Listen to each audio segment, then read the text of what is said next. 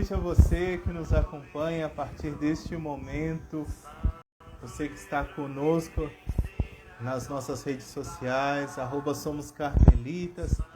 É com grande alegria que nós, neste dia, nesta segunda-feira, aqui em Belo Horizonte, graças a Deus, é uma segunda-feira chuvosa, nós nos reunimos para falar um pouco sobre o mês da Bíblia, falar um pouco sobre a carta aos Gálatas. Neste mês, a Bíblia é dedicada à Palavra de Deus.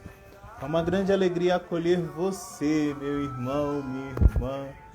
Que bom ter você aqui conosco, né?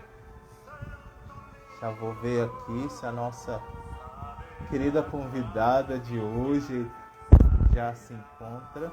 E eu queria que vocês me pudessem dar um retorno com relação ao som. Tá tudo perfeito?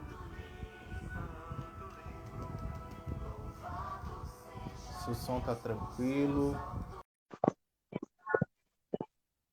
Chamando irmã Leni.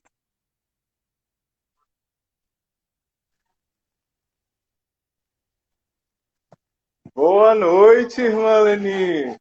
Boa noite. Como a senhora está? Graças a Deus, tudo bem.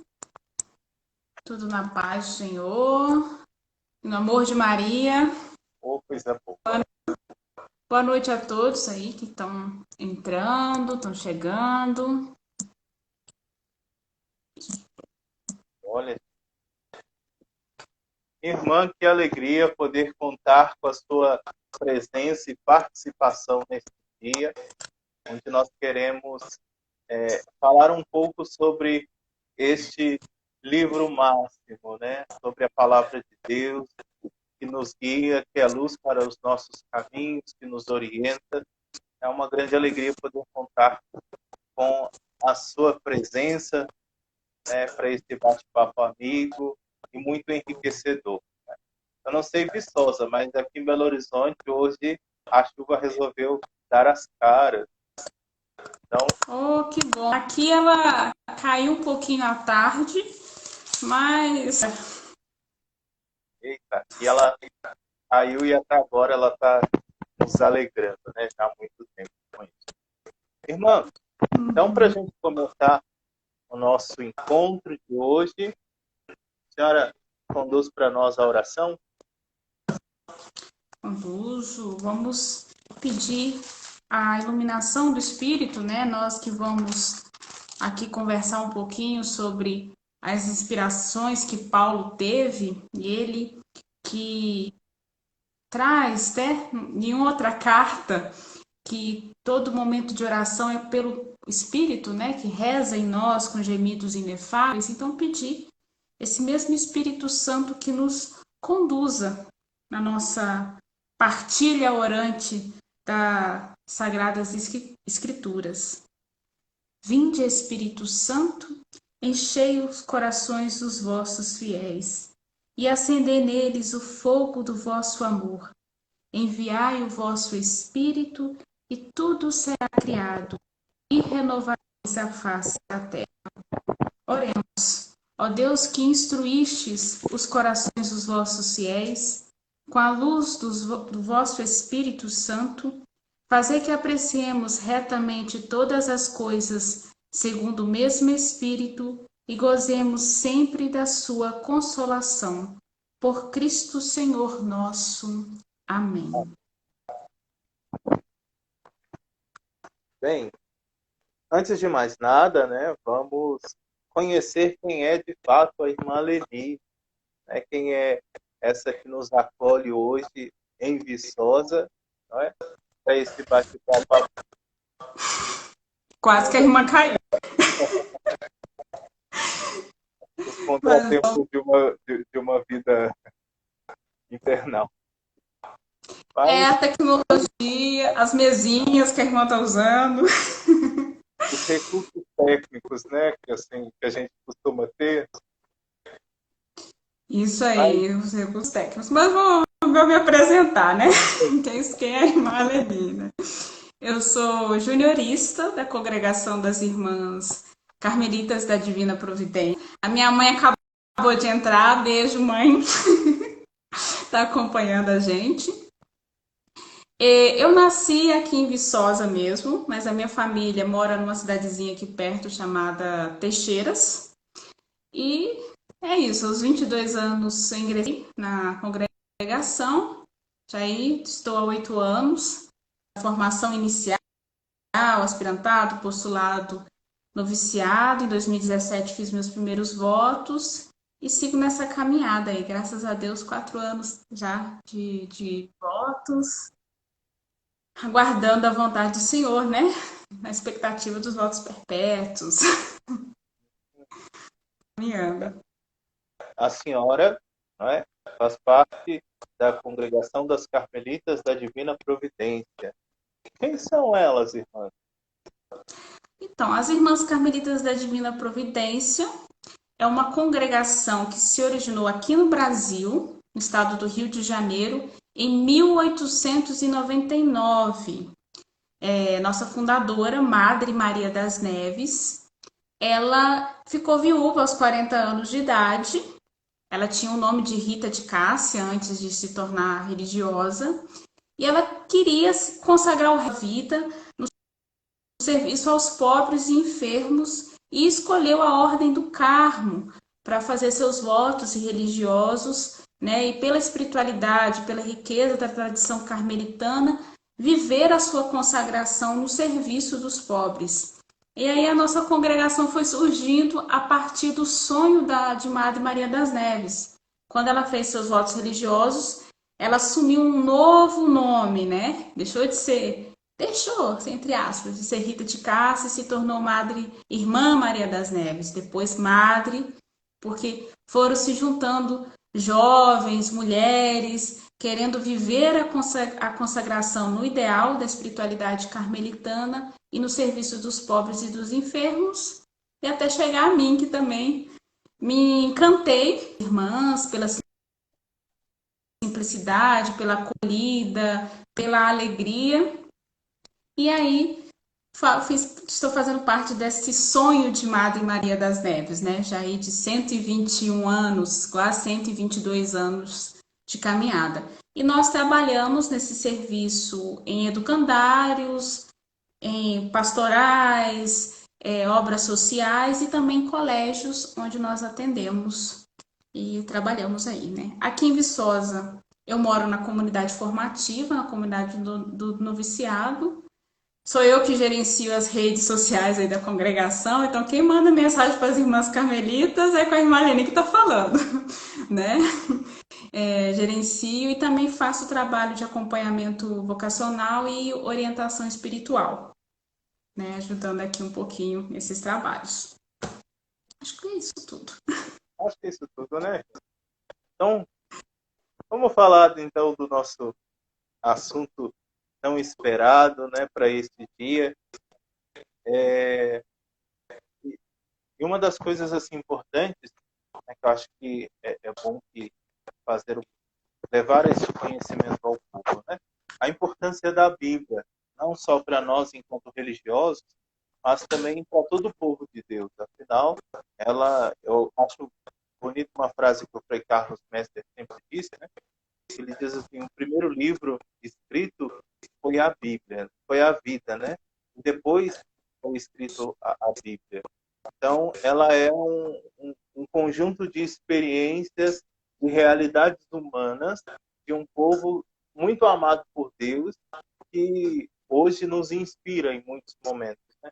E aí, primeiro, irmã, eu queria saber como é, porque eu sei que a irmã Leni tem um acervo bíblico muito grande, né? E aí, como é que a irmã Leni apanhou este gosto pela palavra de Deus, o que a motivou, não é? O que a encantou a ter todo esse acervo que é maior do que a Biblioteca do Vaticano? É grande a biblioteca, realmente. Tem muitas Bíblias, né? A paixão já veio de casa, com minha mãe, né? Ela até hoje tem o costume de fazer a sua leitura orante todos os dias. E ela, quando era criança, ela gostava de rezar os salmos comigo. Ela falava os salmos e eu ficava repetindo, né? E a partir do gosto dela e do meu avô também, meu avô gostava de partilhar as leituras. Eu fui crescendo com essa proximidade da palavra de Deus muito forte comigo, já do seio materno, com meu avô, e depois na catequese, e só foi crescendo. Aí, um dos primeiros ministérios da igreja que eu comecei adolescente foi o de leitora, né? Lendo nas missas, proclamando as leituras nas celebrações. E aí isso foi só crescendo o coração. Quando eu encontrei a espiritualidade carmelitana, que ela é baseada, ela é bíblica, né?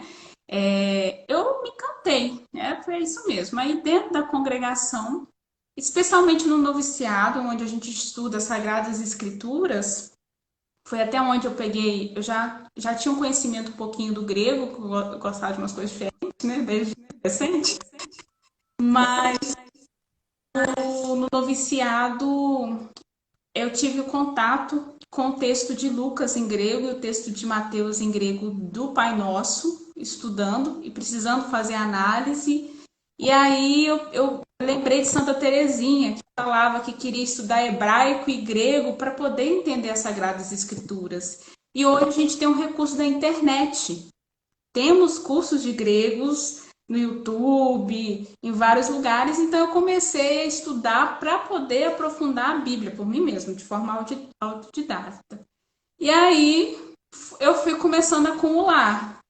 Aí eu tinha uma Bíblia Ave Maria, de repente eu ganhei uma Bíblia Pastoral, aí depois a gente investe numa Bíblia de Jerusalém, de repente está com a Bíblia da CNBB, aí quando vê já está com uma Septuaginta em grego, já está com o Novo Testamento em grego, arranja todas as traduções bíblicas que eu vejo em português, essa aqui é direto do grego, eu já vou assim, adquirindo, vou porque é uma paixão. E como hoje nós temos recursos, né? Eu tenho a Bíblia Peregrina e vai em espanhol, tudo quanto é coisa. Vai crescendo esse calor, né? Nós carmelitas temos que meditar de noite na lei do Senhor. Eu levei muito a sério. Realmente é uma paixão muito grande pela palavra de Deus. Então, realmente, tem um acervo, tem uma parte do meu quarto que é só Bíblia, assim, né? Muita Bíblia. E procurar viver, né, a palavra, não só ler, estudar, interpretar, mas também encarná-la na vivência comunitária, com as irmãs, comigo, com Deus e com os que sirvo, né, pela consagração religiosa. Atualmente, o seu acervo tem mais ou menos quantas Bíblias, irmã?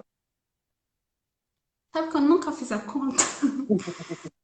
3, 4, 5. Vou começar pelas gregas aqui, ó. Tem 5 gregas, que tem 3, vai 8, 9, 10, tem um hebraico, 11 Bíblias. Minto, 12, tem uma pequena que eu vou viajar, 13 Bíblias, tem uma na capela. Tá vendo? Mas uma das coisas que a senhora falou que eu achei interessante foi que a motivação inicial foi o seio familiar, não é? E aí hoje a gente vê um pouco dessa deficiência, né, quando muitas das nossas crianças vão para a catequese, que dentro de casa ainda falta esse incentivo, não é, para com a palavra.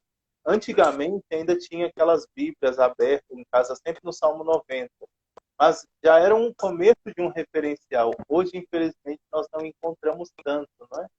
Então falta ainda esse incentivo da família, né? E é um dos problemas pela nossa carência de formação bíblica, né? Até o mês da Bíblia, depois vamos falar um pouquinho do mês da Bíblia, surge para ajudar nisso, mas nós temos muita carência se na leitura da Bíblia, que é o mais importante, né? Imagina no estudo, na interpretação e na consequente vivência. Nossas crianças têm dificuldade, porque os pais já têm essa dificuldade, né? Eu fui muito abençoada por Deus por ter uma mãe que eu já fui para catequese sabendo que era capítulo, versículo, onde procurar e onde achar. E eu lembro que, gente, ai, vou contar a minha idade, né? 25 anos atrás, quando eu entrei na catequese, os meus coleguinhas não tinham isso. A catequista me deixava para lá, porque eu falava o tempo todo, queria comentar tudo, para poder explicar o capítulo, o versículo, aquilo tudo, porque tinha essa deficiência, né? E hoje vai se agravando mais e mais ainda. Já tive a oportunidade de trabalhar na catequese e é bem sério isso, né? E hoje nós temos a sorte que nossas paróquias, algumas paróquias, dão de presente a Bíblia na catequese ou ofertam ela de um preço mais acessível, né? Que antigamente nem isso tinha, né? Eu lembro que quando eu era criança era uma Bíblia. Eu levava a Bíblia para a catequese, voltava, não podia marcar, não podia nada, né?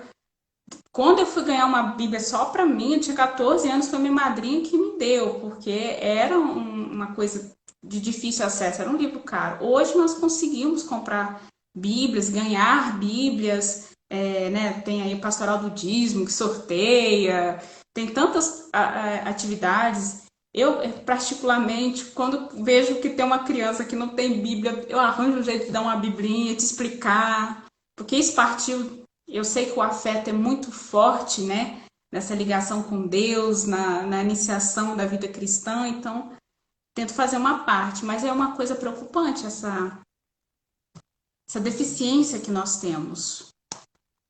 Aí a senhora falava, né?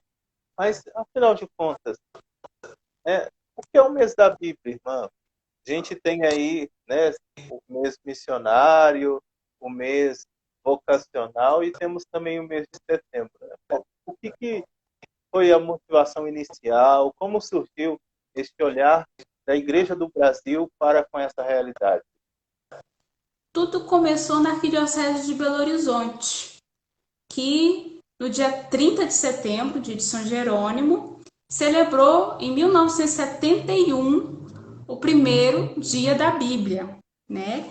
E ali as irmãs paulinas, vendo aquela movimentação, elas decidiram começar a produzir materiais, criaram eu esqueci a sigla, eu lembro do SAB, que é uma animação bíblica que elas têm, né? De formação e animação bíblica. E aí, a partir de 1971, já em 1976, esse setor, né, foram animando outras dioceses para ou ter o dia da Bíblia, que era um dia que nas celebrações eucarísticas ou nas paróquias iriam fazer alguma coisa para salientar a palavra de Deus. Isso foi crescendo, né? Em 1976 já começaram a ter as semanas bíblicas em várias dioceses, acho que já tinham, 30 dioceses já tinham tomado essa iniciativa também. E aí, em 1978, o Regional Leste 2 da CNBB, que acho que pega aqui o Sudeste, Minas Gerais, Espírito Santo, não, pega, né? Minas Gerais, Espírito Santo, e outras dioceses começaram a estender para o mês todo essa reflexão bíblica, no sentido de fazer que nós, católicos, tenhamos em maior proximidade da Bíblia. E aí foram começando a ter temas, né? Acho que em 1980, metade de 80, começaram a se estudar os livros bíblicos, né? Pegava um livro do Antigo Testamento um ano, um livro do Novo Testamento em outro ano. E as irmãs paulinas, que têm uma editora, produziam e produzem até hoje material para o mês da Bíblia, né? Tem vários biblistas, o Frei Carlos já escreveu, né, material, né, nosso irmão do Carmelo, para o mês da Bíblia, nesse sentido dessa formação, de a gente conhecer um livro, rezá-lo, meditá-lo, se formar realmente de uma forma acessível. O material tem oficinas, tem encontros de oração, de reflexão, né? Também começou, em algumas dioceses, começou com o mês da Bíblia, a estimular a leitura orante da Bíblia também, né, que é muito cara para nós carmelitas, fazer essa meditação, essa oração, essa leitura com a Sagrada Escritura. Mas começou, inclusive, esse ano está celebrando 50 anos do mês da Bíblia, né? Tudo começou lá em 1971 e agora em 2021 já estamos celebrando os 50 anos que a Igreja do Brasil caminha nessa busca da animação bíblica. E dentro desses temas, o tema proposto para esse ano é a Carta aos Gálatas, né? Que compõe uma das cartas do Novo Testamento. E eu gostaria que então que a senhora pudesse falar para nós um pouco, né, sobre a Carta aos Gálatas, quem foi o seu autor, as motivações, as curiosidades. Vamos lá, né? Carta, já fala, né? Carta de São Paulo aos Gálatas, já conta para quem foi que escreveu a carta, né? Foi São Paulo apóstolo, mas é bom contar aí a história. Os Gálatas eram várias comunidades, não era uma comunidade só, não, que fica hoje na atual região da Turquia. Quem é bom aí de geografia vai lembrar do mapa lá da Turquia, né? Naquela região ali mais ou menos. E os Gálatas, engraçado, toda hora que eu falo região da Galácia, eu lembro de galáxia, né? Não tem nada a ver, assim, né? A palavra é parecida. Mas a região da Galácia era a região dos descendentes daqueles que vieram da Gália, que é a região da França, o norte da Itália, Bélgica. Eram imigrantes que vieram dessa região e foram parar ali na região da atual Turquia agora. E eles ali viviam, né? Estavam vivendo ali, praticamente vivendo da produção do gado caprino, né? Da cultura de cabras e ovelhas, subjugados pelo Império Romano. Grande parte da comunidade ali dos Gálatas eram escravos também do Império Romano. E Paulo visitou essa região na sua segunda viagem missionária, né? Nos Atos dos Apóstolos, a gente vê como que Paulo viajou anunciando o Evangelho, a Boa Nova de Jesus Cristo aos gentios, né? Quando Pedro fica para anunciar a Boa Nova aos judeus, Paulo toma essa iniciativa de ir até os pagãos, aqueles não judeus, né? Para anunciar a Boa Nova de nosso Senhor Jesus Cristo. E aí, na sua terceira viagem missionária, ele volta, ele passa novamente ali na região da Galácia, ele fica nas comunidades dos Gálatas, ele é acolhido pelos Gálatas, ele está doente. A Sagrada Escritura não fala que doença que é, mas fala que era uma doença horrível, porque ninguém queria cuidar dele e aqueles pobres camponeses decidiram cuidar dele. E nesse período ele conseguiu fundamentar as comunidades cristãs ali com os Gálatas. Os Gálatas ficaram muito empolgados com o anúncio do Evangelho. Eles ficaram verdadeiramente entusiasmados. E Paulo saiu dali com muita felicidade, porque o povo encantava a vivência, uma vivência muito pura, muito sonhadora até, né? Eles viviam sob o jugo da escravidão pelo Império Romano, e o anúncio do Evangelho de Jesus trouxe essa expectativa de uma liberdade a partir do interior, né? Em Cristo, até na carta Paulo vai falar, em Cristo vós sois livres, né? A verdadeira liberdade é Cristo. Então Paulo sai muito animado dessa comunidade ali, só que aí chega confusão no meio da comunidade, né? Infelizmente, um grupo de judaizantes que acreditavam que para se converter à Boa Nova de nosso Senhor Jesus Cristo, precisava se passar pelos rituais judeus, precisava se tornar judeus, não podia ser direto, sou pagão, me batizo, aceito o Evangelho de Jesus Cristo e me torno cristão. um seguidor de Cristo, né? Ou como dizia antigamente, iniciava o caminho, né? Que se dizia. Não, eles acreditavam que para viver o caminho, se tornar cristão, precisava ser judeu, se tornar judeu, porque Jesus era judeu. E aí, esse grupo fez uma confusão na cabeça dos Gálatas, porque eles trouxeram a lei do puro e do impuro do judaísmo, a obrigatoriedade da circuncisão já de adultos. Isso causou uma divisão enorme. Eles eram muito críticos do jeito pastoral, da prática pastoral de Paulo, e atacavam Paulo e a forma como ele anunciava o evangelho. E um grupo muito influenciado, não pelos judaizantes, mas dos gálatas, mas muito influenciado pela cultura helênica, compreendeu que esse sentido da liberdade cristã como libertinagem. Começou a aparecer de tudo na comunidade. E Paulo estava tranquilo lá, resolvendo os problemas de outras comunidades, quando ele fica sabendo dessa situação e ele fica indignado. E ele escreve então essa carta aos Gálatas.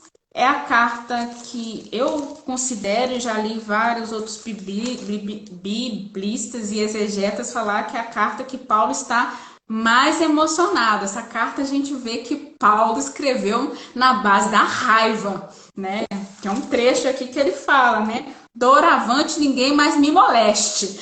Ele estava muito nervoso quando ele escreveu essa carta aqui. Eu fico imaginando ele com a peninha, né? Com aquela cara de bravo, pegando um borrão e escrevendo. Ele costuma fazer uma longa saudação, falar com quem está, que ele vai direto, né? E ele é muito duro em algumas palavras. Ele se expõe. A carta é muito interessante. Já vou começar a falar da carta. Pode me interromper, tá, Frei? Se quiser fazer uma pergunta.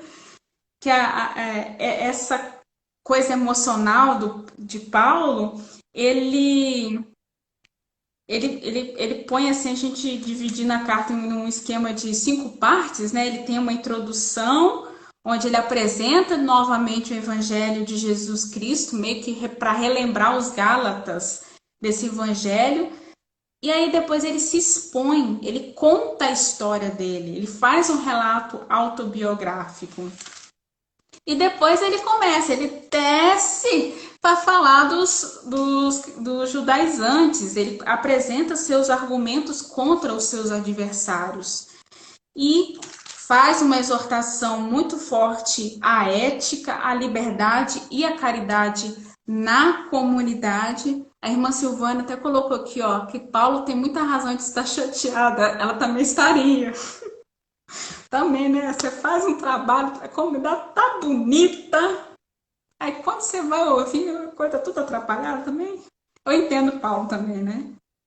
E Paulo conclui severa advertência para o grupo dos judaizantes. Ele dá o recado dele aqui, ele passa o recado dele. Estava muito nervoso, né? Então, deixa se tem alguma pergunta, deixa eu ver aqui se tem algum comentário, né? Porque é uma carta pequenininha, tem 6 capítulos só, eu recomendo que leiam. Dá para ler assim, menos de meia hora. E Paulo ainda te envolve, né? Ano passado foi o livro de Deuteronômio, já era um livro grande, difícil de leitura e tal. Esse ano não, a CNBB foi muito feliz pra gente, né? Facilitou bastante, bem gostosa, assim, da carta aos Gálatas. E muito próximo da nossa realidade. E travou. Voltou. Por causa da chuva. É sempre assim. Mas qual que é o foco central desta carta, irmã? Qual o quê? O foco central da carta. O ponto central vai ser falar da questão mesmo da graça e da liberdade. Contra principalmente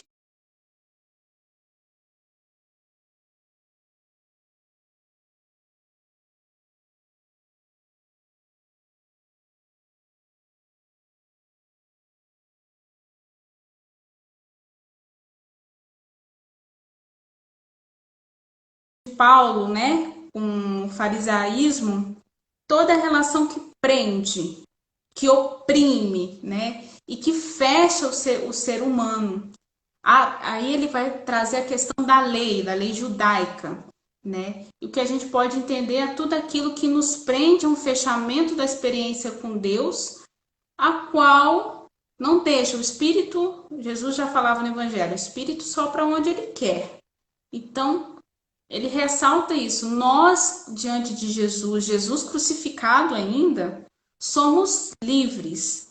Livres para nos percebermos também que somos crucificados em nossas carnes também, revivemos a crucificação e a paixão de Jesus e ajudar os nossos irmãos e irmãs que também são outras pessoas que, como Cristo, são crucificados, né? A carta ao Gálatas ela é um convite muito forte a não nos prendermos, a não prendermos a nossa experiência com Deus em ritos, e prender outras pessoas em formas muito opressivas e maçantes, né?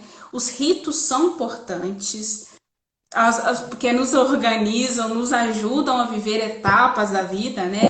A gente sabe que os ritos marcam, os sacramentos marcam a vida, mas precisamos tomar cuidado para não restringir a experiência de Deus só naquilo, né? Deus, a experiência com Deus, ela vai além. Ela está aqui, mas ela não está só em como os judeus faziam, né? Se eu não lavar a mão, eu estou impuro, então não posso ter contato com Deus. Não é isso, né? Não é nesse parâmetro. Deus, ele é muito mais do que isso. E ter essa consciência.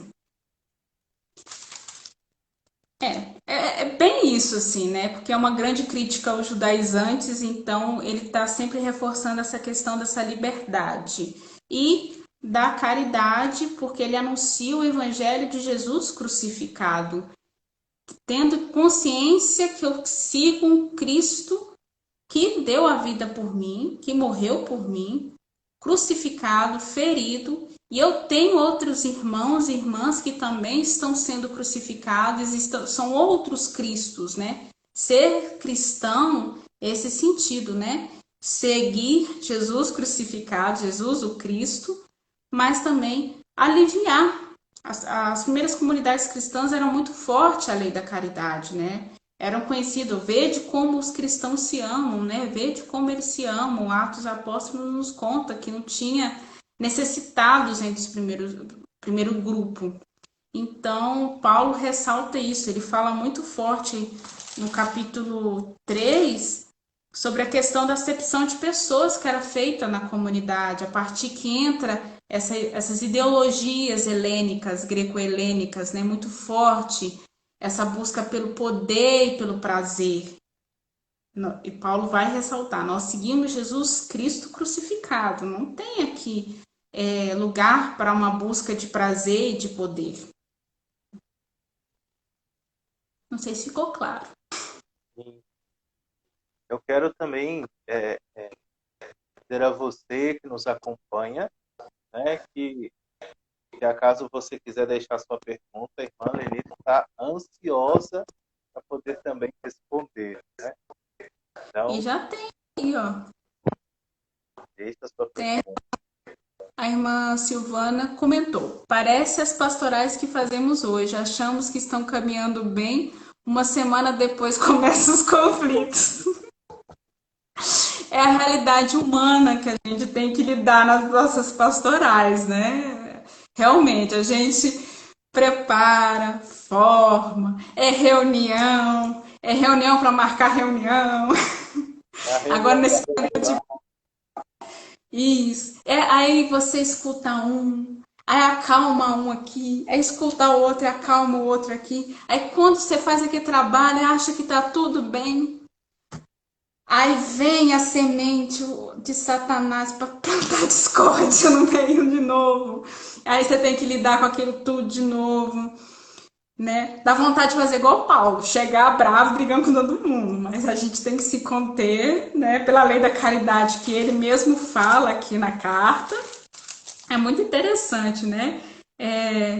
ele vai falar da dinâmica da carne e do espírito, né? E vai ressaltar essa questão de olhar sua própria conduta e cuidar do outro, aquela coisa toda.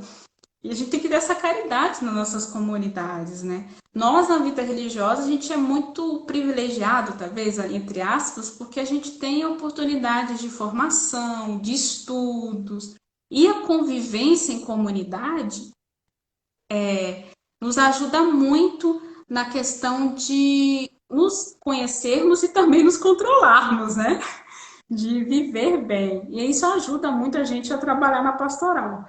Mas que é uma realidade muito grande que a gente pega. E eu trabalho com orientação espiritual. Então a gente escuta muito isso, né? Não sei o quê, não sei o quê. Aí vamos tentar trazer Deus para aquela experiência de pastoral, que é o sentido primeiro da pastoral também, né? Sim. O Natan, ele coloca assim: existe algum ensinamento que poderia ter sido melhor lapidado contra os judaizantes?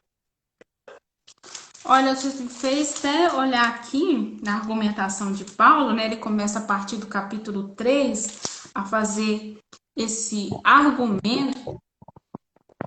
Na verdade, era uma situação muito complicada, né? Que os judaizantes estavam na comunidade criticando a ação dele. E ele escreve essa carta, e na carta ele tenta colocar tudo aquilo que ele escutou e que ele foi inspirado pelo Espírito Santo a comunicar. E eu acho que não tem um argumento que poderia ter sido melhor lapidado por Paulo. Todos os argumentos dele são muito propícios, são muito fortes. Ele vai na raiz, ele traz o elemento da fé, da questão abraânica, né? Não é porque são filhos de Abraão que eles são detentores da fé. É a partir da experiência de fé de Abraão que os não judeus também podem viver a partir do momento que aceitam Jesus, né? A carta aos Gálatas tem um pequeno problema porque Paulo fala da questão da fé, né? Que infelizmente nossos irmãos protestantes meio que pegaram essa parte e esqueceram da carta de Santiago, que vai comunicar muito bem, linkar muito bem, né? Paulo vai falar aqui que a fé é que nos salva, a fé em Jesus Cristo crucificado que nos salva. Só que essa fé não é a fé só assim, eu acredito. São Tiago vai complementar dizendo que a fé sem obras é morta, né? E nós, como cristãos, é impossível viver uma fé sem agir. E Paulo também deixa claro isso aqui na carta aos Gálatas, a partir do momento que ele vai falar da caridade, da necessidade de cuidar um dos outros e cuidar dos irmãos na comunidade. Mas eu acredito que todos os argumentos dele foram muito fiéis, assim, foram muito bons contra os judaizantes. Eu acho que o pessoal lá que criticava a pastoral dele, quando ouviu a leitura dessa carta, eles foram encher e foram mesmo encher a paciência de outra comunidade, né? Não, vamos deixar o Gálatas quieto aqui que o Paulo comprava. Com eles não dá para mexer, né? É alguém de altura. E aí, não somente na carta, né? A senhora falava também sobre essa questão de Paulo, né? Que foi um dos maiores viajantes, assim, um dos maiores propagadores da palavra de Deus, né? E aí nós também, ao lermos a nossa regra, a gente percebe muitas das citações de Paulo, né? Nós temos uma grande influência dele no nosso modo de vida, né? Que é a nossa regra. E para a senhora hoje, né? Qual é a importância de Paulo? Como a senhora vê toda a ação evangelizadora de Paulo com todo o seu trabalho e o que ele tem a nos ensinar hoje, né? Na nossa história, para os nossos dias atuais? Tem uma perguntinha aqui, mas depois eu pego a perguntinha que ele vai falar da questão dos anátemas que Paulo fez aqui na carta dele, né? Mas sobre o ensinamento de Paulo hoje, eu acho que o Paulo ele é a grande inspiração para nós que trabalhamos com pastorais. A forma de observação que ele teve das comunidades, de ele vivia, né, nas comunidades, ele trabalhava pelas suas próprias mãos. Alguns momentos ele até falava para os outros discípulos, né, que faziam suas missões, que precisavam sim receber do trabalho, né, que eles faziam, mas ele não gostava muito, né? Ele aceitava ser hospedado, aquela coisa, mas ele gostava de fazer as suas tendinhas, vender e ter o seu dinheiro. Ter a sua liberdade também, né? Eu acredito muito nisso, que Paulo, ele tinha um temperamento muito forte, muito explosivo, muito intenso. E ele tinha uma capacidade de observação que eu acho incrível. E uma capacidade, uma inteligência, uma argumentação, e como ele foi humilde de colocar a serviço do reino de Deus e da propagação da Boa Nova. Então, para mim, ele é um exemplo muito grande de trabalho pastoral, de a gente pedir a intercessão dele mesmo para poder ajudar as nossas comunidades a seguir a Jesus Cristo, sempre a Cristo, né? Paulo nunca chamou a atenção para ele, para a forma como ele evangelizava, que era melhor, né? Tem aquela discussão, é melhor que Apolo, Pedro, Cefas, né? Aquela coisa toda. Não, a preocupação sempre foi o segmento de Jesus Cristo e adequar essas comunidades a Jesus Cristo. Enquanto Carmelitas, a nossa regra praticamente fez um Ctrl-C, Ctrl-V de umas partes, né? E nem sequer citou as armas espirituais, o silêncio, o trabalho, né? A gente pegou ali, Paulo é nosso irmão. Aqui na biblioteca da Casa dos Noviciados, eu fico implicada com as irmãs, porque a gente entra na biblioteca, tem um quadro de São Paulo, com aquela cara assim, eu acho tão pouco convidativo na entrada da biblioteca colocar a cara de Paulo. A minha vontade é colocar Paulo lá dentro da biblioteca, que aí o pessoal fica calado, porque tá com aquela cara de bravo, e colocar uma Nossa Senhora. Isso, ele vai me ajudar a controlar o silêncio. E Nossa Senhora Sede da Sabedoria ali, né? Para entrar, colher. Sejam bem-vindos à biblioteca. Já chego com Paulo. Silêncio. Estudo para Nosso Senhor. Né? Porque Paulo tinha. A pessoa chega animada e chega. Quando ela chega lá dentro, assim, que ela já começa a ver os livros, aí já tem Paulo assim, ó, meio. Agora você imagina na entrada, Paulo já tá assim, tem que desanimar entrar, né? Vai brigar comigo. E a bibliotecária também é brava. Já que estamos falando, já que estamos falando do Paulo hoje, né? O Nathan pergunta, né? Qual a melhor maneira de lidar com os judaizantes de hoje? Porque parece que Paulo os atemanizou. Isso, né? No início aqui da carta, Paulo, entretanto, se alguém, ainda que nós mesmos, um dos discípulos, ou um anjo do céu, vos anunciar um evangelho diferente do que vos anunciamos, seja anátema, né? Anátema, deixa eu ver se eu acho aqui uma descrição mais simples, né?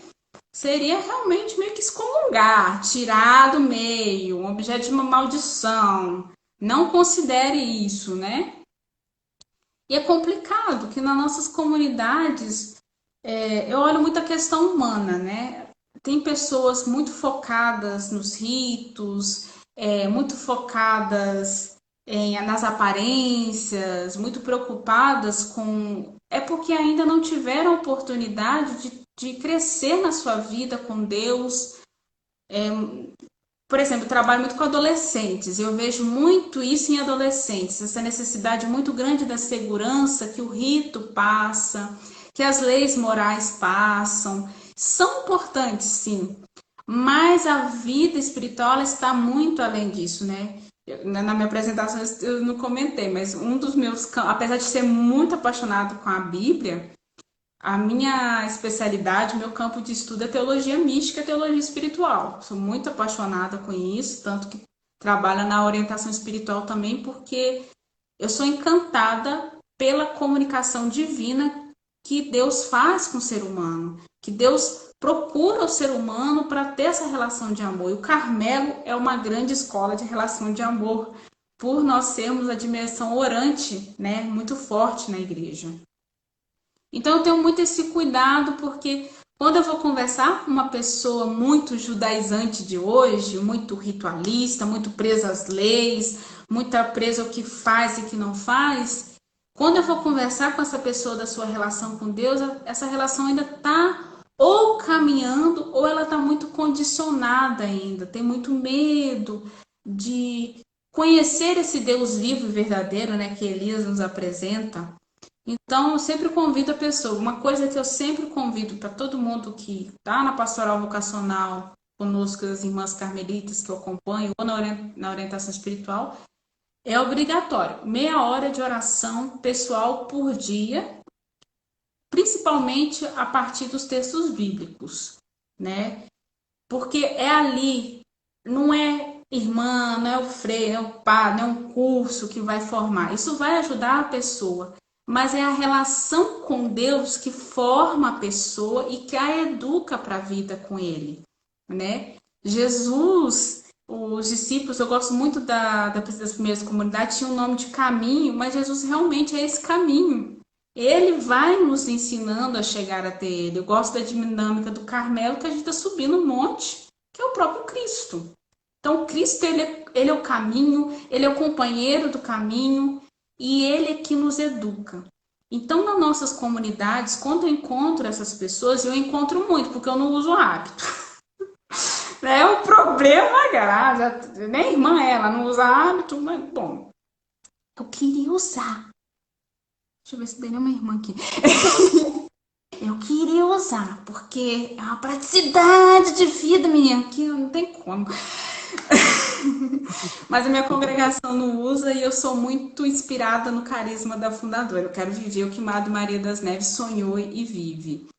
Então, mas a minha espiritualidade, a minha vivência com Deus não está condicionada na roupa que eu vivo. Claro que a minha experiência com Deus não vai fazer eu vestir qualquer roupa, né? Você não vai ver eu como uma irmã consagrada de decote, de transparência. Eu vou estar sempre vestindo as roupas mais modestas, porque o meu corpo é templo, né? Então, e sempre roupas que tá aqui, igual hoje. Eu tô aqui com a camisa do Carmelo, ó, no serviço, sempre com marrom e bege, Carmelo, tá tudo quanto é lado. Então, é uma coisa natural da relação.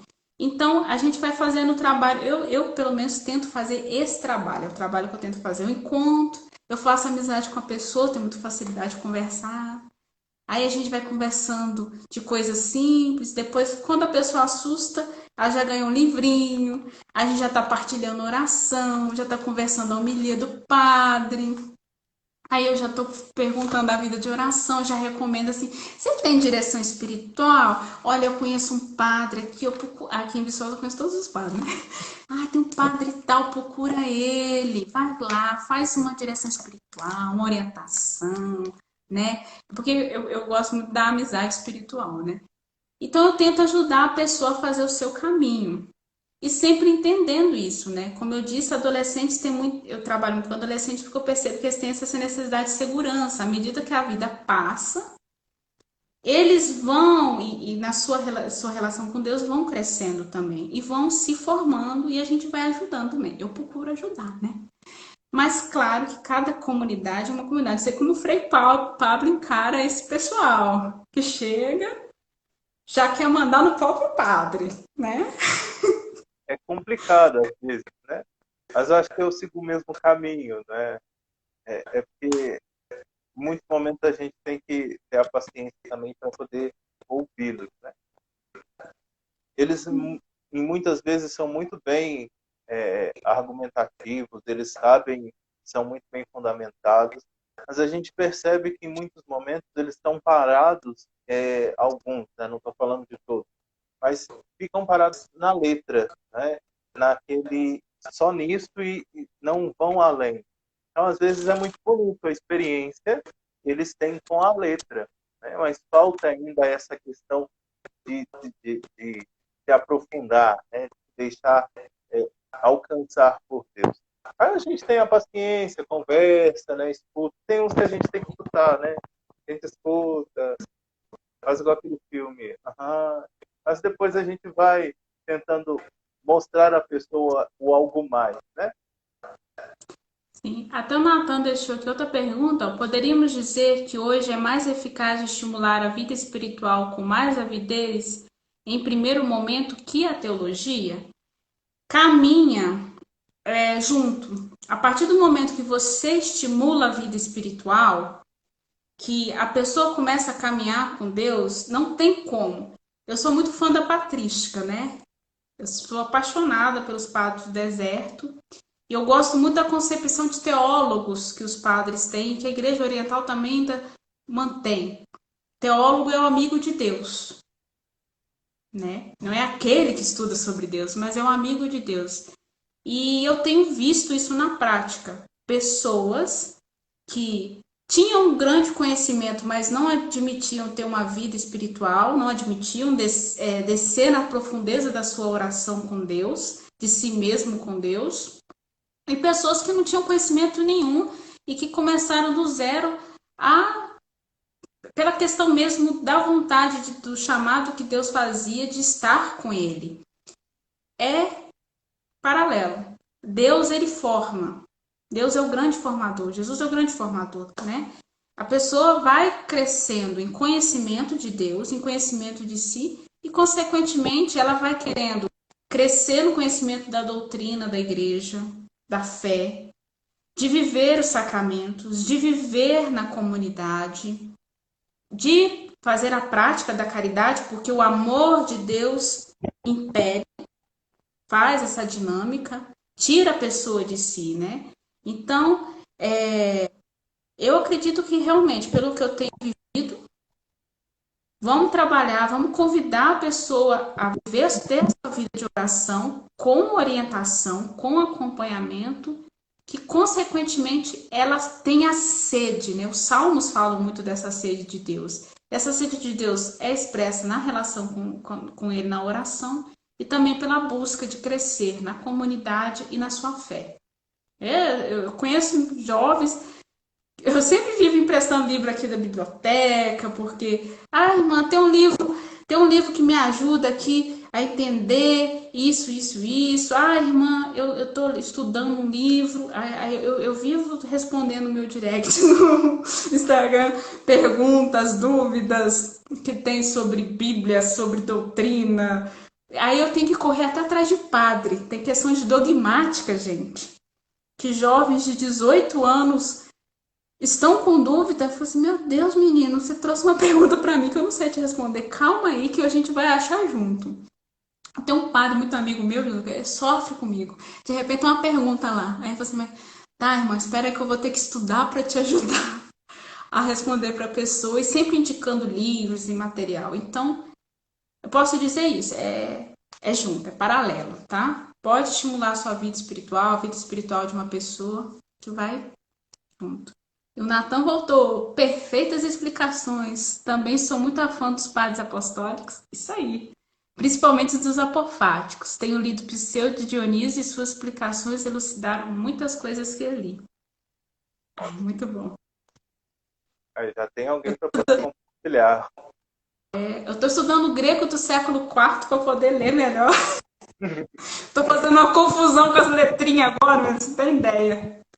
Estou querendo aprender copta para poder ler os livros coptas, né? Estou estudando um pouquinho do deserto ali, egípcio. Apaixonada por essa dinâmica. Ótimo. Tá vendo? Qualquer dia desse nós teremos uma live de aula de grego com a irmã Lili. Teremos. Vamos ler algum padre do deserto grego. Mas eu achei interessante porque, assim, às vezes, né, quando a vida de oração, né, a vida de intimidade com Deus, ela começa a se tornar mais profunda, ela nos dá uma sede de conhecimento, né? E aí, quando a gente vai para buscar esses conhecimentos por meio de livros, né, da experiência dos padres do deserto, de aprofundar na palavra de Deus, a gente vai com um olhar até melhor, um olhar até mais sensível para as coisas. A gente percebe coisas que antes a gente só percebia meio que com uma venda, né? A gente não tinha tanta noção. Depois a gente vai começando a entender. E isso também alimenta mais a nossa intimidade com Deus, né? Isso alimenta mais Sim. essa sede de Deus. E é um pouco de Paulo também, né? Que antes conhecia tudo só pela letra, muitas vezes. Seguia lá os padrões, os ritos, tudo certinho. Até o ponto que ele faz a experiência com Deus, ali a caminho de Damasco. E a sua vida se transforma, né? E hoje, praticamente, somos nós os convidados a fazer essa mesma experiência, né? Sim, sim. Paulo fala isso na carta aos Gálatas, né? Como ele progredia no judaísmo, que era muito inteligente, sendo muito mais novo, mas de repente aquilo tudo, aquele conhecimento todo teológico que ele tinha, era nada. A partir da experiência com Jesus Cristo, né? Que ele começa a ter contato com o grupo dos apóstolos e que, de certa forma, ele está ali com o Espírito Santo pela oração, né? Toda a gente fala com oração, a relação é com a Trindade, Deus Pai, né? Jesus, Espírito que nos conduz na oração, mas ele vai se formando, né? E Paulo tem essa experiência. E eu lembrava também de São Jerônimo, que é o grande biblista, e porque a gente tem o mês da Bíblia. Ele era muito culto, né? Falava latim, hebraico, aramaico, se eu não me engano, e o grego. Ele foi o responsável por popularizar a Bíblia, porque ele traduziu para o latim, facilitando, porque a Bíblia não era traduzida, né? Tinha que entender grego e hebraico para poder consultar os textos. Então ele traz a Vulgata, a tradução para o latim. E ele era extremamente culto e um homem extremamente simples, né? Ele viveu um tempo como eremita, ou seja, essa paixão na relação com Deus fez ele viver um tempo como eremita. E até interessante que ele coordenava um grupo de tradução. A gente acha que ele traduziu tudo sozinho. Não, ele teve um grupo. E nesse grupo tinha eu esqueci o nome das duas discípulas, acho que é Paula, esqueci o nome da outra, que também ajudava, né, nesse processo de tradução, né? E até fala da questão da tradução da parte de Isaías, que provavelmente foram elas que ajudaram São Jerônimo. Então, é essa coisa, né? A minha relação com Deus, como Paulo, como Jerônimo, os fizeram buscar ter conhecimento. E humildemente eu falo que também foi isso. No noviciado, no Carmelo, ele é muito forte. Eu estou morando na casa de noviciado, aqui nós temos um monte de regra, né? O silêncio na comunidade, nas nossas comunidades já são fortes, mas aqui é mais forte ainda, que é para ajudar a noviça nos seus momentos de oração e discernimento. O ambiente, aqui é um ambiente, tem vários caramanchões, lugares de oração, e é um momento muito forte de estudo, né? A noviça, ela é impelida para o estudo. E foi no meu noviciado que eu já tinha um conhecimento, porque eu já gostava um pouco dos ícones, então eu estudava, então eu ficava tentando decifrar o grego, né? Mas no noviciado, quando eu deparei com o texto do Pai Nosso, eu falei assim, não, Santa Teresinha, coitada, ela queria aprender para entender melhor a Sagrada Escritura e a pobre ficava com uns trechos do ofício divino porque não tinha o contato com a Bíblia toda. Eu tenho contato, eu tenho a internet, eu tenho condições de estudar, de pesquisar, junto um dinheirinho aqui e compro um livro, compro um dicionário. Alguém dá um dicionário de grego, obrigada, Carla, não sei se ela está aqui, que me deu um dicionário de grego-português. Então, assim, vai ajudando a gente, né? A providência vai ajudando. Então, tá tudo caminhado. Como o Paulo também, como o Jerônimo e como tanto outro. Acredito que o Frei Pablo também tem essa busca interior, porque tá com Deus não adianta. Deus, ele incomoda, ele faz você agir. Seja buscando conhecimento, seja ajudando os outros, que é o grande exemplo da nossa igreja, né? As pessoas, elas não conseguem. Deus impele uma comunicação de amor tão forte, né? O Natan está comentando aqui sobre fazer uma live sobre a mística de São João da Cruz, junto com a leitura dos Padres do Deserto. Ó, fica o convite.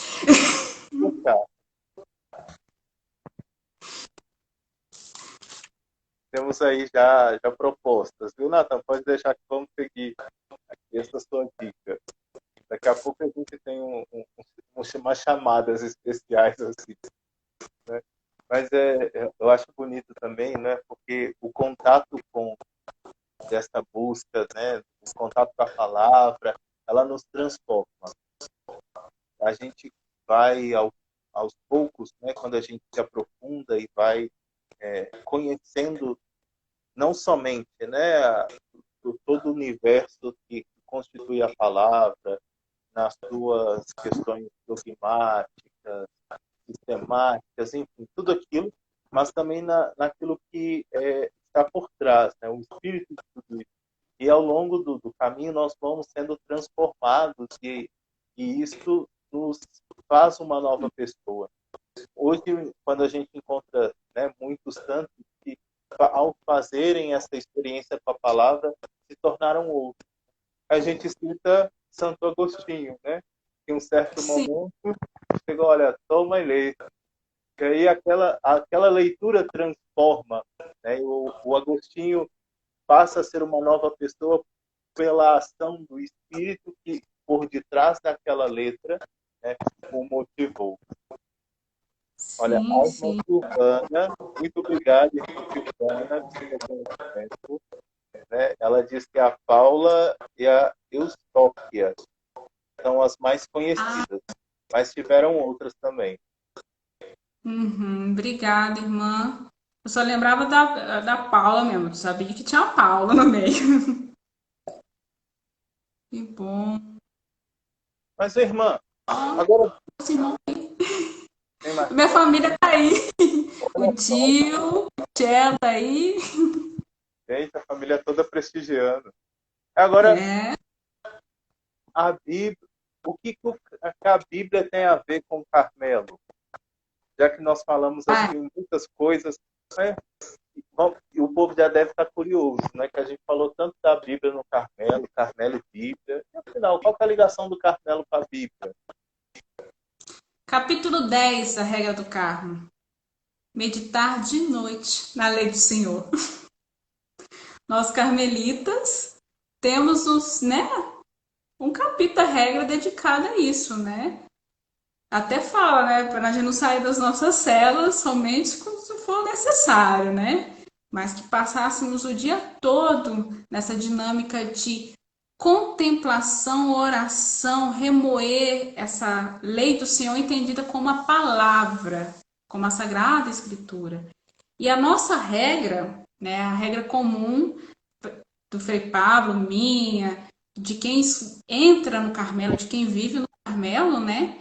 Ela é totalmente bíblica, como, né, nós comentamos. Parece que foi feito um Ctrl+C, um Ctrl+V de alguns trechos de Paulo, esqueceu de falar que era de São Paulo.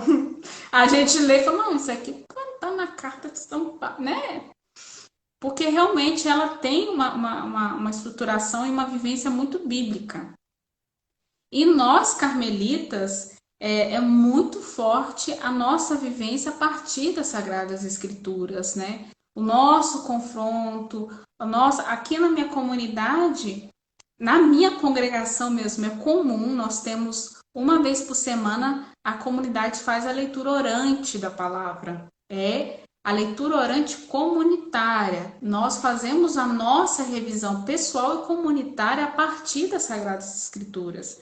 Na comunidade que eu estou vivendo no noviciado, atualmente, a gente faz as sextas-feiras pela manhã, com o texto do Evangelho, a gente faz essa reflexão, a gente se avalia, a gente reza e a gente vai viver esse texto durante a semana, celebrando o domingo, que é o grande dia, até a próxima sexta-feira. Então é muito forte, né? Essa nossa vivência a partir da palavra.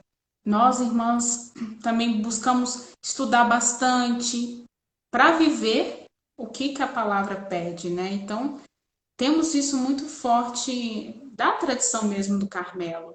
E nós temos vários santos que, se você pega o texto de São João da Cruz, um exímio teólogo, né? As explicações dele dos cânticos estão todas baseadas ali, né? Sem contar que o cântico espiritual dele, a poesia magna, ela é baseada no Cântico dos Cânticos, que é um texto bíblico, né? Mas você pegando as poesias, obras dele, ele, na notinha de rodapé que ele vai explicar para as monjas, né? Ele tá baseando toda na parte bíblica. E a gente vai vendo também. Santa Teresa teve um livro perdido, né? Que era um comentário do livro dos Cânticos também, as meditações. Edith Stein, eu tenho um livrinho muito bom da Vozes, que ela vai fazendo vários comentários, né? São trechos de obras, poesias, e tem as reflexões dela. Santa Teresinha do Menino Jesus, gente. Eu fico lá, quando tem um livrinho nosso, né? Como os carmelitas leem a Bíblia, eu fico com a dó dela, que ela ficava pegando aqueles trechinhos da leitura breve, nossa, da liturgia das horas, o trechinho da missa e as reflexões maravilhosas que ela tem nos seus manuscritos autobiográficos, poesias que ela guardava da Bíblia, né? Esse meditar de noite na lei do Senhor estava muito arraigado nela, muito arraigado em muitos dos nossos santos e acredito que em nós, né, Frei? Não sei se a senhora já teve a oportunidade de ler Elizabeth da Trindade. Você lê Sim. Elizabeth, você praticamente acha que está lendo Paulo, porque Uhum. ela tem um carinho e uma afeição pelas cartas paulinas que você não sabe se você está lendo a Bíblia ou se você está lendo Paulo, ou Elizabeth, porque é muito similar, sabe? E aí isso mostra o quanto que nós, enquanto carmelitas, né, somos apaixonados pela Bíblia. Entanto, nós éramos chamados dos homens e mulheres da palavra, né, por conta dessa afeição à palavra de Deus, desse carinho. Nós temos também outras ordens, né, a ordem dos pregadores, que se dedica, né, e se dedicou a ensinar e a pregar a palavra de Deus. Temos a presença, já que estamos falando, e temos a presença da irmã Silvana, o Instituto Nova Jerusalém, que também tem esse carinho também de ensinar e propagar a palavra de Deus. Né? Mas, irmã, nosso tempo está chegando ao fim. Não é? Já Ó, tem uma lembrança de Madalena de Paz aqui, ó. Filhas da Virgem Santíssima, que também traz ótimas explanações, tendo acesso à liturgia das horas. Boa lembrança. se a gente pegar os santos carmelitas, todos eles vão. Não tem A gente um vai que sair salva. daqui. Não tem um que não salva, né? Que não possa falar assim, a ele. Esse, porque mesmo aqueles que não tiveram contato diretamente, eles tiveram um contato indireto com a palavra. E foi a palavra que os transformou, né? Que os motivou. Né? Mas nós já vamos chegando ao fim do nosso encontro de hoje. A senhora percebeu, a luz daqui da casa acabou, viu? A chuva Oh, foi, meu Deus. a chuva hoje foi boa. E eu quero agradecer, irmã senhora, pela presença, pela partilha, por aceitar com um coração muito generoso estar aqui conosco. Eu sei que esses dias a senhora foi muito requisitada, né, em várias lives. Né? Tivemos a nossa live, o nosso encontro vocacional feminino no Capela, a irmã Leni esteve presente, né? E tantas outras. Então, muito obrigado, irmã, pelo carinho, pela atenção, pela disponibilidade de estar conosco. Eu queria que agora a senhora fizesse um apelo vocacional para aquelas jovens que nos acompanham, que estão também, agora se passaram a ficar motivadas. Eu quero ser carmelita também. O que elas devem fazer? Como agir? Enfim, quem procurar? Olha, pode chamar no direct do Instagram. Oi, Marlene! Né? Gostaria assim, de fazer um acompanhamento. Estou com as crises vocacional terríveis. Eu gosto de salientar que a minha congregação, a gente tem uma dinâmica muito interessante. A gente quer vocações para o reino de Deus. A gente vai te ajudar a entender o projeto de Deus para sua vida. Se for para ser carmelita da Divina Providência, ai que beleza, que a gente está precisando. Mas a gente sabe que Deus tem dinâmicas diferentes. Pode ser que chama para ser monja. Aí a gente vai ajudar, vai encaminhar lá para as monjas, né? Temos os mosteiros. Ou uma outra congregação com outro carisma. A gente vai ajudar a pessoa a perceber, a pessoa, agora tá a irmã Silvana aqui. A pessoa muito viva, ela quer anunciar, quer viver a palavra, tem um carisma ali das irmãs de Nova Jerusalém. A gente tem essa preocupação que a pessoa se encontre. E vale também para os rapazes, tá? A gente também ajuda os rapazes. Claro que a gente está focado em caminhar para os frades. Mas a gente percebe, não, tem uma dinâmica maior, ele quer viver a vida paroquial, a vida ali, então a gente vai trabalhar a questão da diocese, tem uma questão essência missionária muito forte. Então, a gente tem esse foco muito grande, eu admiro muito isso, que a nossa preocupação, que é o nosso lema, que é buscar o reino de Deus em primeiro lugar, a gente também traz isso no trabalho das vocações. Costumamos ter uma, duas entradas, mas ficamos felizes de saber que temos outras jovens que estão seguindo aquilo que Deus quer, que elas vão poder, como Paulo fala na carta dos Gálatas, né? A gente colhe o que a gente está plantando. Então é bom que elas possam colher e frutificar para a igreja em outros lugares. Então, a irmã Silvana manda para Nova Jerusalém. Se tiver vocação, a gente manda. Se for vocação Carmelita Divina Providência, tá com a gente. Então pode procurar, pode mandar mensagem. Quem também tiver dúvidas com a questão da vida espiritual, quer conversar sobre doutrina, quer conversar sobre vários temas, eu estou sempre aberta. Gosto muito. Costumo só demorar uns 3 meses para responder, né, Frei? Normal. Quais são as redes sociais, então, irmã? Da congregação @Carmelitas Divina Providência. E minha, tá aí, @Aleni Pedrosa. E aos jovens e rapazes, né? Vocês que também se sentem impelidos a esta vida carmelita, o nosso Instagram é @provocarmo, né? E o Facebook também é @provocarmo. Ou você também é convidado a entrar no nosso site www.carmelitas.org.br. Lá você encontrará uma aba vocação, né? Uma aba vocacional. Terá uma ficha, né, que você preenchendo a gente vai receber, vai responder. Muitas jovens também entram em contato, então não se preocupe. As meninas que entram em contato, essas fichas nós encaminhamos para as irmãs ou as monjas para que elas façam esse trabalho também, tá bom? Então, irmão... Sim, de vez em quando, né, o Frei Márcio tinha entrado aqui, a gente fez um encontro com todas as congregações carmelitanas. É uma ótima iniciativa conhecer outras expressões no Carmelo também, né? Então, pode mandar lá para os frades, pode mandar para a gente, que tudo é irmão. Né? Olha, eu acho que nós estamos pecando o Natan, viu? E depois dessa, Isso, Natan. Vai sair dessa live impelido a viver em obséquio de Jesus Cristo no carisma carmelitano. Né? Deus assim, se Deus quiser. Né? Amém. Irmão, então vamos pode continuar. Encerrando, né? Tô com dó dele sem luz. Irmã, muito obrigado. Obrigado por tudo. Que Deus recompense generosamente a sua disponibilidade, que Ele derrame na sua vida o Espírito Santo, a fim de que o seu sim possa frutificar em muitos e muitos frutos. Né? Obrigado de coração, em nome de toda a nossa província, por esse momento que a gente vive. Né? Momento de unidade, momento de comunhão, de mostrar que somos todos carmelitas, né? Em um só coração e uma só alma. Amém.